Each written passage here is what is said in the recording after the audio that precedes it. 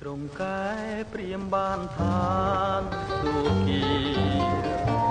ពេលទស្សនីមិនដែលចំណាយสมาร์ทปาร์ตี้อะไรนะสะอาดนะปุ้ยสะอาดโอ้ยสะอาดนะปุ้ยดอสมาร์ทปาร์ตี้អាយូ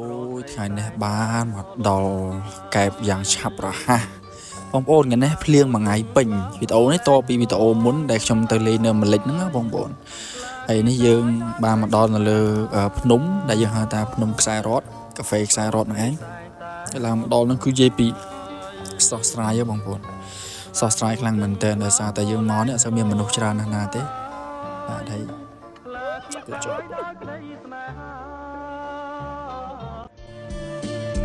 មកនៅតូចស្ដាងឡើងពីលេងទឹកខ្ញុំមើលទើបទឹកនឹកស្មានមិនដល់ឡើយណាថានៅក្នុងកាយមានទេពកញ្ញាចង់ឆ្នេរជ្រសាបងអួតនេត្រាខ្ញុំយ៉ាងទេសចរចង់សួរនំនួនក្រែបាទដល់ឡើងតែសបាយស្មាយលេចសបាយកើតដើមបានប្រមាណបងប្អូនភ្លៀងមករាវអញ្ចឹងទៅចេញដំណើរថាដើរជិះម៉ូតូតាមឆ្នេរតាមអីមើលអញ្ចឹងណាมันមានអីមេឃដាក់មកទាំងថ្ងៃមកចិត្ត2 1ជាងបងប្អូនអញ្ចឹងយើងក៏សម្រេចចិត្តឈប់ម៉ូតូសម្រាប់នៅកញ្ចោះសិនទៅញ៉ាំមីញ៉ាំអីអញ្ចឹងណាអញ្ចឹងយើងលេងមិនបានយូរប្រហែលទេយើងក៏ធ្វើដំណើរត្រឡប់មកវិញតាមប្រទេសមាសភ្នំត្រាចជាងចូលដាក់កាហ្វេមួយកែវទៀតអញ្ចឹងណាបងប្អូនតែទីនេះក៏ស្អាតមួយយ៉ាងដែរពេលដែលយើងចេញមកនោះលេងភ្លៀងបើកថ្ងៃចេះនិយាយពីសើយអើយសើយបងប្អូនអញ្ចឹងវីដេអូថ្ងៃនេះមានតែប៉ុណ្្នឹងទេបាទខ្ញុំត្រាចបងប្អូនខ្ញុំត្រាចនៅខាងប្រទេសមាសកែអូ my god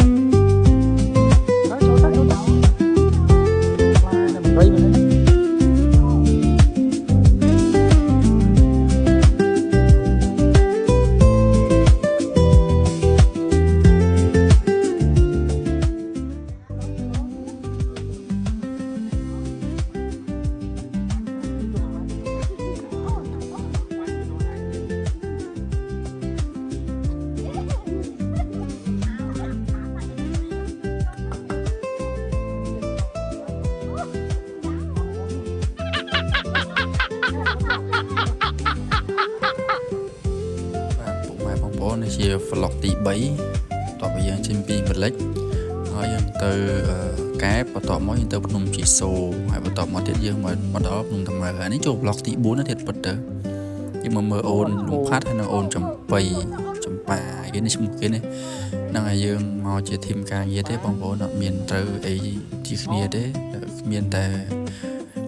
ភាពសប្បាយរីករាយជាមួយនឹងសត្វដំរីបងប្អូនស្គាល់សត្វដំរីនឹងអត់តិចច្រឡំទៅចេញសត្វដៃណាសើអីទៅសត្វនេះឆ្លាតបងប្អូនគាត់ថាសត្វដំរីជាសត្វដែលពោពេញទៅដោយប្រាជ្ញាចេះដឹងមានបញ្ញាច្រើនជាងសត្វដទៃ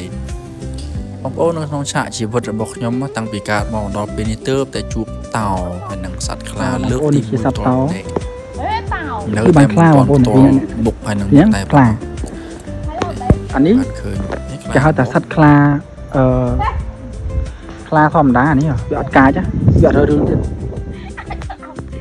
ប៉ិនខ្លាពីរនេះខ្លាហែកស៊ីមកទៀត